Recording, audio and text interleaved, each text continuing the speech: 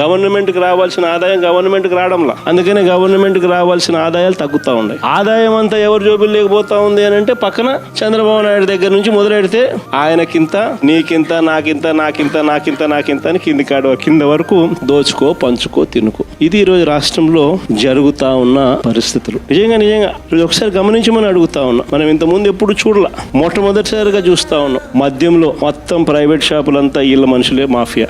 Private షాపులన్నీ వీళ్ళ మనుషులే lottery పద్ధతిలో అంతా వీళ్ళ మనుషులకే ఇచ్చుకున్నారు. వీళ్ళ నుంచి మొదలు పెడితే ఆ తర్వాత గ్రామ స్థాయిలోకి బెల్ట్ షాపులు పూర్తిగా విస్తరించినారు. ఆక్షన్లు వాడి మరి ఏ కార్యకర్తకి ఇవ్వాల ఆ కార్యకర్తలు వాళ్ళు కొట్టుకోకూడదు కాబట్టి మళ్ళీ ఆక్షన్లు మాడి మరి బెల్ట్ షాపులు ఇస్తా ఉన్నారు. మళ్ళీ గ్రామాలలో బెల్ట్ షాపులు నడిపేదాని కోసం మళ్ళీ పోలీసుల దగ్గర నుండి నడిపించే కార్యక్రమం. మందు షాప్ పక్కనే పర్మిట్ రూమ్. ఎంఆర్పీ రేటుకి ఎవడు అమ్మడు. బెల్ట్ షాపుల్లోకి చేరేసరికి ఎంఆర్పీ ప్లస్ 10 రూపీసా ప్లస్ 20 రూపీసా ప్లస్ 20 రూపీస్. పక్కన బెల్ట్ షాప్ పక్కన షాప్ పక్కనే పర్మిట్ రూములు. ఆడైతే ఏకంగా పెగ్గులే. అంతటితో కూడా సరిపోదు అన్నట్టుగా ఏకంగా ప్రతి 4-5 బాటలకు ఒక కల్తీ బాటలు. గవర్నమెంట్ కు మామూలుగా రావాల్సిన ఆదాయాలు రాకుండా ఎలా పక్కదావ పడతా ఉన్నాయో చూడండి.